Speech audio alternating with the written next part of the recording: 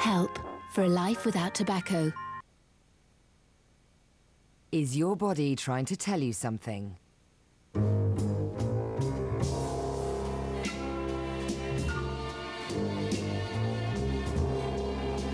Discover the real meaning of diet. A new series of Diet Doctors Inside and Out starts 8 o'clock tomorrow on 5.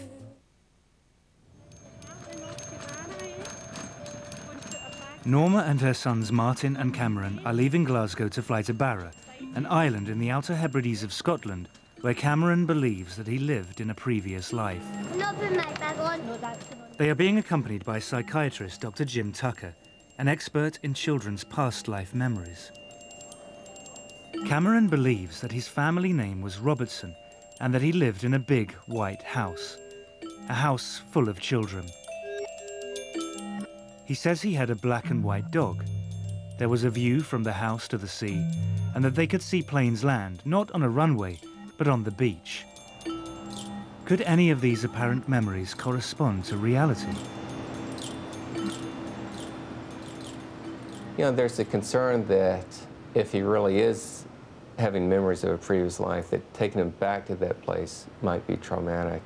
But what usually is the case is actually the reverse, that seeing the old place kind of puts the memories in perspective so that the child is then able to let go of them more.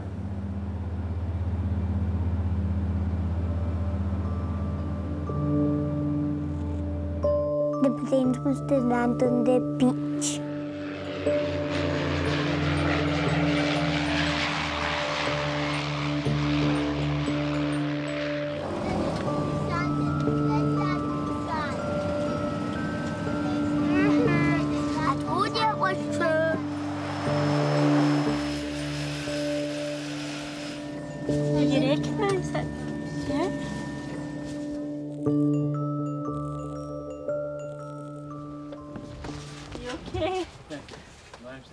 Yeah, good boy.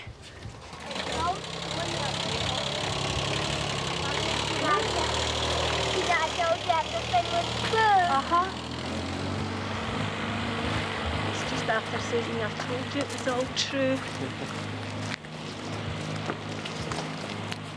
Feel happy to be here? Yeah. It looks nice here. Looks nice here. They go into the airport to collect their bags. He was saying he used to go over that bit over there, and when they used to see the rainbows, they used to try and jump up and get them. They're too high, aren't they? Well, we're certainly off to a good start. I mean, he feels that he recognizes the place. He said to his brother, I told you it was true, and he's very excited about being here. Mummy, I must have always come down to this bit and I must have up to the beach. Did you? You'll be able to show me, won't you? Very exciting. If we can verify his statements, it'll be a great case. Looks like a place that doesn't change too rapidly, so hopefully he'll be able to recognize some things. Feel happy to be back. Feel happy to be back, do you? You look happy to be back. Leaving the airport, they board the bus to drive to the hotel, and they get their first look at the island. Mummy, well, you might see it in our house on the way. I know, we're trying to see if we can see it.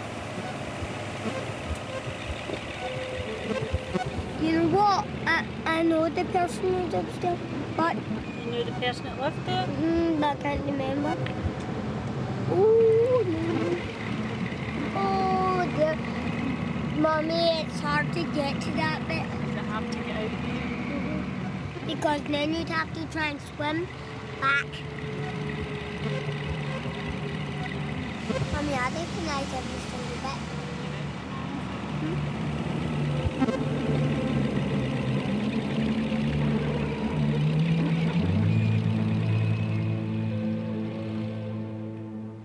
Cameron, don't jump about the bed. Can you believe you're here at Barra? Yes, I'm not exactly the same, but I recognise the beach. You recognise the beach? Oh, it looks like a beautiful place, doesn't it? Yes. So what do you want to do tomorrow when And go to the beach. go down to the beach? Yes, and I'll show you, and I'll show you what I did. Show me what you used to do. Oh, my socks, I forgot to do it. Take my socks.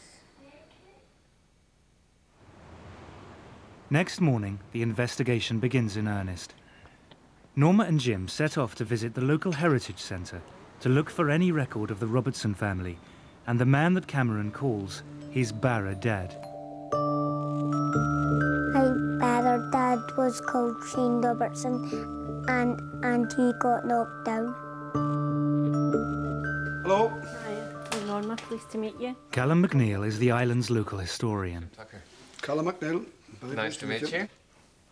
Certainly the names don't immediately come to my mind. Certainly the name Robertson does feature, but certainly not the name Shane. And the name Robertson itself only features occasionally in the history of the islands. There doesn't seem to be any evidence that a family called Robertson lived in a house by the shore. Could Cameron be wrong about the name, but right about the house? I could see the beach when I looked out the window, and sometimes my brothers and sisters could go by themselves, and I looked out my window, see the planes land on the beach. And my brother had a black phone, and how you dial is you just go like that. He has provided some clues about the location and the period in which he says he lived on the island. Since he's talked about the planes landing and talked about phones, what sort of era would that put him in? More than likely after the war. After the More than likely after the war. And since he's talked about the plane landing and seeing that, we're probably thinking of a family toward the north end. Oh, yes, I would say so. If the to and froing of aircraft from the beaches featuring highly, that would indicate the north end of the island. It's not much to go on, but they set out on a trail back to the north end of the island.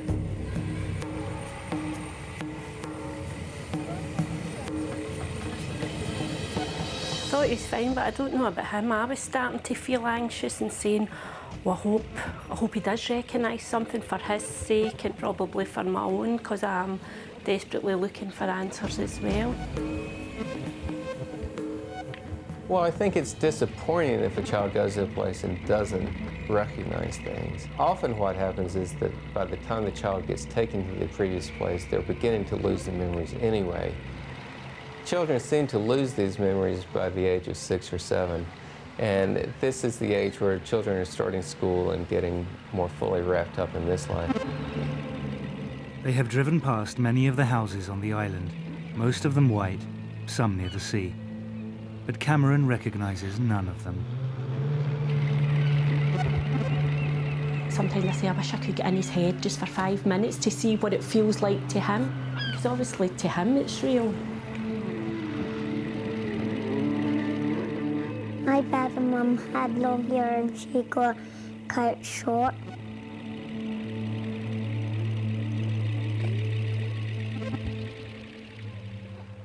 Later that day, they go for a walk on the beach. The adults may be disappointed, but Cameron is happy just being on the island.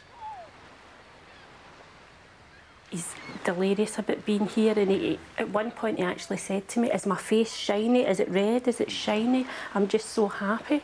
He keeps saying to Martin, see, I told you, it's not lies, it's true, we're really here, it's real. Apart from the planes that land on the beach, there has been no other link between Cameron's memory and the island. I actually spoke to him this morning and saying to him that if he doesn't remember things, it's okay to say he doesn't remember, because I'm worried that he feels pressured into saying things. And he's saying, no, I won't, I'll tell you, Mummy. There is no white house above rock pools with a view of the beach where the planes land. No black and white dog. No family Robertson. They return to the hotel. The trail has gone cold.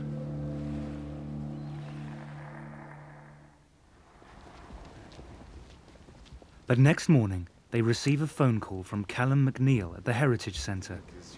He wants to speak to them urgently. He has some new information.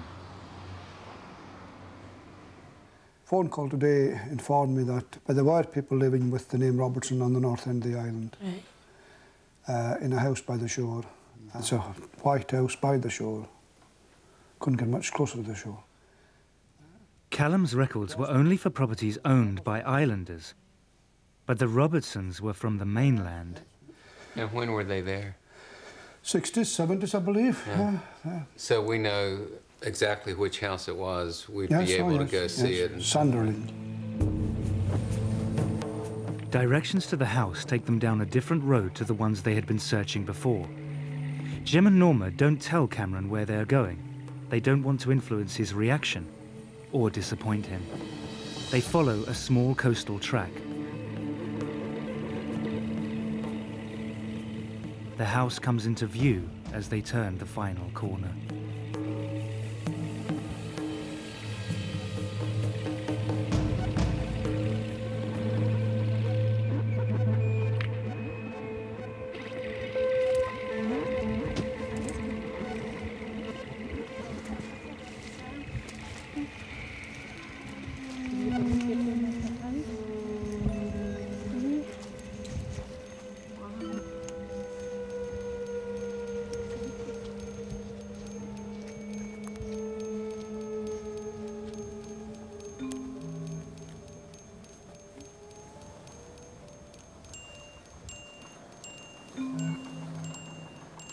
What's wrong?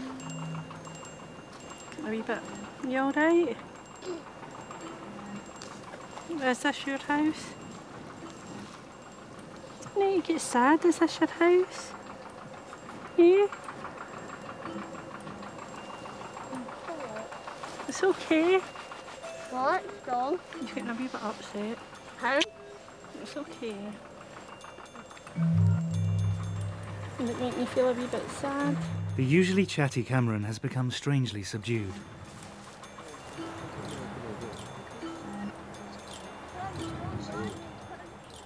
Just below the house, there are rock pools, and there is a gate to the beach. There's a gate round there. They said that was the secret way. They called it the secret way into the house. He's just saying he's excited, but he's sad as well. I think he's surprised and he's not sure how he's feeling. I'm not sure how I'm feeling either, to be honest.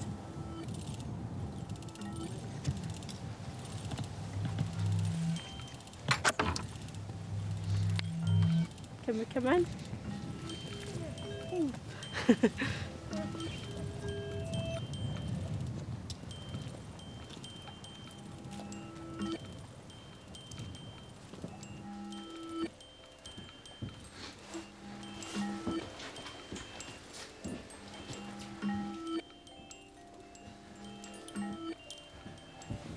We've got a fire like that, haven't we?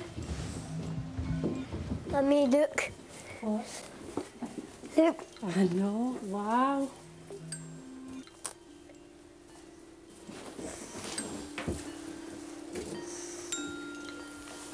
You okay? Although much of the furniture and decor is recent, some of the features of the house, like the open fire, have remained unchanged for decades.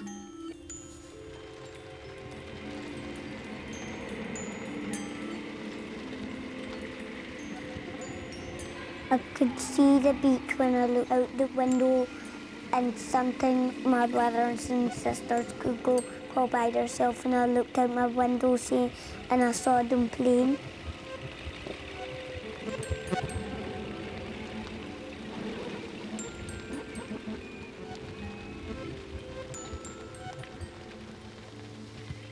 The girls were in this room? Yes. And the boys were in the other room? Yes.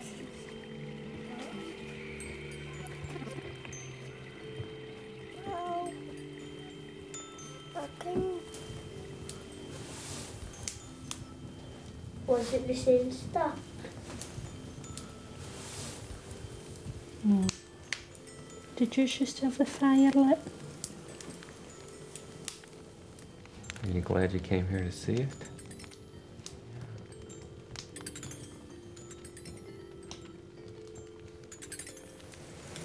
Did you think your Barra mum was going to still be here?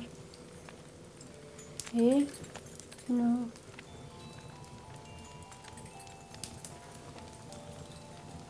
Do you miss her?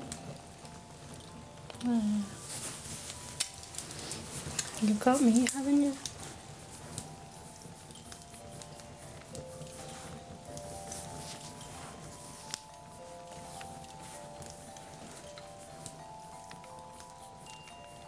You about ready to go back home now? Yeah, get on the plane and fly home.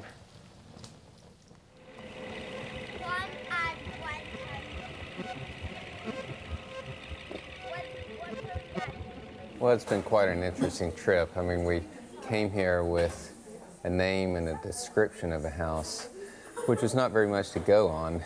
And we found that, in fact, there was a family here, and that, in fact, they had a house in the right location and the right appearance of what we were looking for. At this point, the investigation remains inconclusive, but we've got some very solid leads to go on, and we should be able to find out the details of this Robertson family to see if, in fact, they do match with what Cameron has been saying.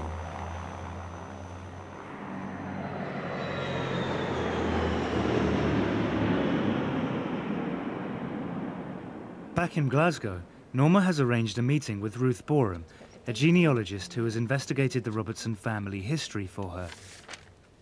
She has found that the Robertsons came from Glasgow and that they owned the house on Barra for more than 20 years. She has traced a Gilly Robertson, who still lives in Scotland. But you don't know when and you don't know the surname. And I've been able to find a phone number and an address for Gillian and her husband. Gilly Robertson would have been a child holidaying in the house on Barra at the same time as Cameron believes that he lived there. I can pass that on to you, and So would we be allowed to contact her?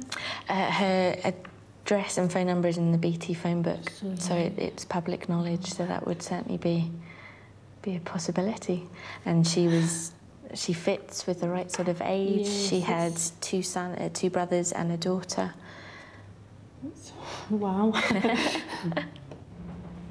Norma now has a name and telephone number for a living member of the Robertson family. The search for answers is nearing its conclusion.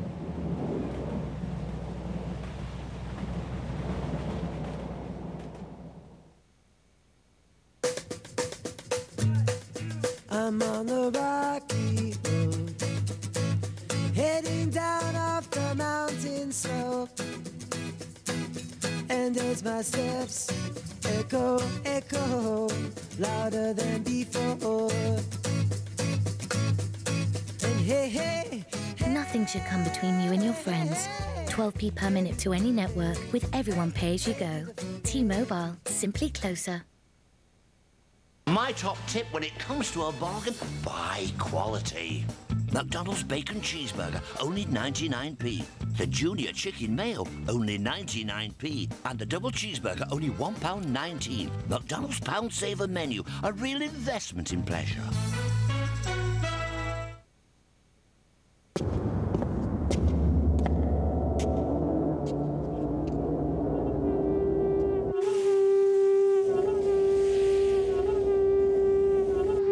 The DVLA computer knows if you've renewed your car tax, and it knows if you haven't.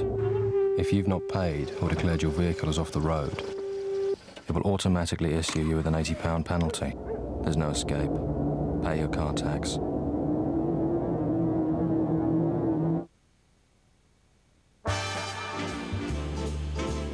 Who says a beautiful tan has to end with summer?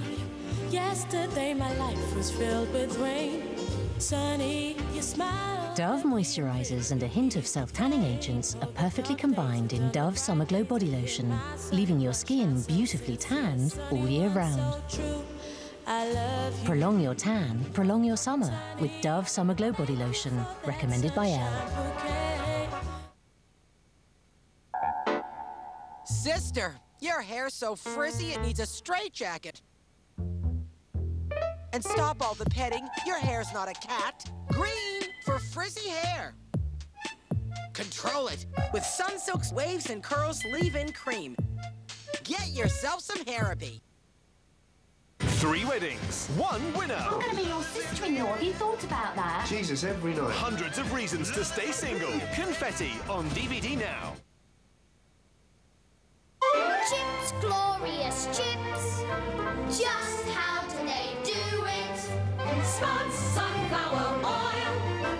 There's nothing else to it. These beauties are washed and peeled, yes, and then we chop them. We splash them with sunflower oil, then you munch them.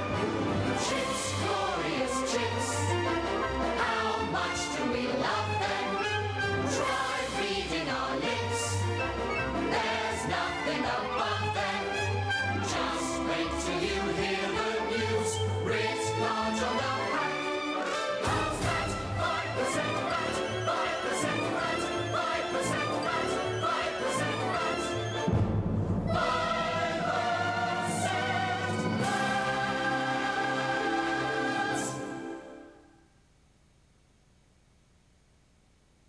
Only Frontline Spot On provides long-lasting protection for both cats and dogs against fleas and ticks. Frontline Spot On, the gesture of love you can trust.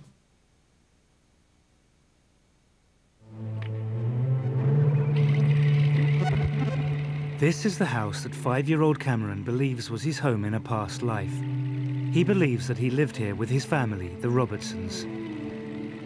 The house, which exactly fits Cameron's description, was once actually owned by a Robertson family who spent their summers here in the 60s and 70s. Cameron's mum, Norma, has traced Jilly, one of the Robertsons, and arranged to visit her. But now, back in Glasgow, Cameron's reaction to the news comes as a shock. Last night was just an outburst. 1 minute we're laughing and joking, everything was fine, and then it was just, there was tears, and then saying he was frightened, and then the next thing him and Martin were fighting. It got a wee bit out of hand. It was like somebody'd flicked a switch. He went from happy to, and it was, I'm scared, I don't want to go, Mum. This morning he came in quite wide awake and started asking me about Jilly Robertson. And at one point I thought it was quite strange. He actually says, could Jilly be my sister if she was a wee girl at the house? And it's kind of, I think we've all been thrown a bit. Now he's asking, can he go? He wants to go and meet her. Hello. Hi there. Pleased to meet you, I'm Norma. Hello, Julie. Very nice to meet you. This is Cameron. And Martin, come on. This is Cameron's big brother, Martin. He's finding somebody that's possibly his sister. Is he thinking, oh, maybe I'll need to go back to that family? Because in Cameron's mind, the Robertsons were his Barra family. And I think that's what's frightened him. I mean, it's quite frightening. This is the house here, and down below the house, a lovely beach. Was that what it was like when you were in Barra? Yeah. But could you recognise it quite well when you went to see it? Although he was saying it had changed. Yes, you see, I think it has changed. I think the person who's bought it now has modernised it. Yeah. I played in the beach and took my dog and played fetch with my dog at the beach. Could I ask you, when you went to Barra, did you have a dog? Was there a dog there? Well, certainly Callum and Peggy, who lived in the house, they had a dog, a sheepdog. The black and white dog is just as Cameron remembers. But what about the name of his Barra father, Shane Robertson? Yeah. Well, certainly there aren't any Shanes in our family. There were, one of my uncles was called James. Yeah. Now, Seamus, James, you know, that's quite a common connection. Yeah, one of my cousins is also called James, but certainly not Shane. Was the car accident on Barra? This is what we don't know. He doesn't seem to be able to tell you. I don't know of anyone in our family who died in a car accident. That's how I was curious as well, if maybe even there had been a child in the family had passed away, or... No, certainly there were no deaths of children in that close family. So while many parts of Cameron's memory fit with extraordinary precision, others do not. The family name matches, so do the physical details of the house, the island and the dog. But the name and death of the father figure do not.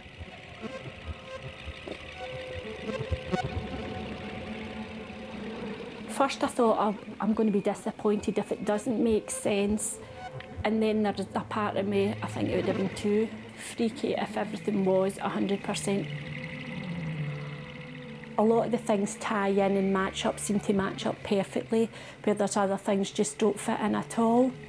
But I look at it as, if I'm describing my past or trying to tell you things, there's things I would probably remember and tell you spot on, and there's other things, if my sister was telling the same story, it would be different. I just think there's been more things tied in than didn't. If these, in fact, were past life memories, then we have to look at the question of why some of them were correct and some weren't. Was this just a remarkable coincidence, or could it be something more? He could have had memories from more than one life, and they could have gotten mixed in together. There's just a lot that we don't know about it. And I don't think I realised myself how much it might affect me going into the house. I mean, for a split, I actually felt as if I could be physically sick. It was, I don't know, and then there was the worry, what if all these memories come flooding back to Cameron and upset him? And then also I was thinking, what if he has had another mum? He certainly responded to the house in a way that made it seem that this was a special place for him. He may have had some memories and emotions that somehow existed on this island beforehand in another life, and then somehow carried over to him.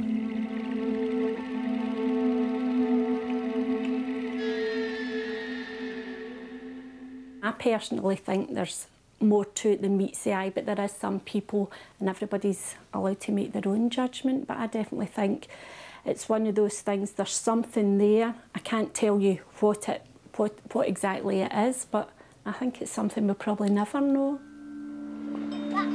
In the end, there are no tidy answers. But one thing is clear, the persistent memories that Cameron once had of another life on a far-off island trouble him no longer. I think that since Cameron's been to Barra and the fact that we've seen it for ourselves, it's as if it's put it to rest in his mind that he doesn't have to go on and prove it anymore. And he just seems so calm about it. Before it was, everything was hyper and jumping about, and where it's like, yes, I was at Barra, I seen my house. It's just so calm now, it's quite unbelievable the change. And the new series of Extraordinary People continues next week with Derek, who can't see and has the IQ of a 4-year-old, but when he sits at a piano, he becomes a musical genius. That's next Monday at 9. Next tonight, Guys and Dolls. For some people, finding the perfect partner is difficult. For others, it's almost impossible. Most people that say that they wouldn't ever have sex with a doll actually would. Guys and Dolls. Next on 5. The planet is in a delicate balance. For every clever thing that happens, something really dumb happens elsewhere. At 8:04, a man receives his mint card. He gets 0% interest on balance transfers and on purchases until July 2007. This is really clever. And at exactly the same time... Oh, the clever dumb balance is restored. Oh, clever mint. You will be safer with me, okay? Don't worry. Idiota! There are some things you just don't want to see. And some things you do. Like the delicious subs at Subway. You know they're fresh because you see them made right in front of you, on bread that's baked fresh throughout the day.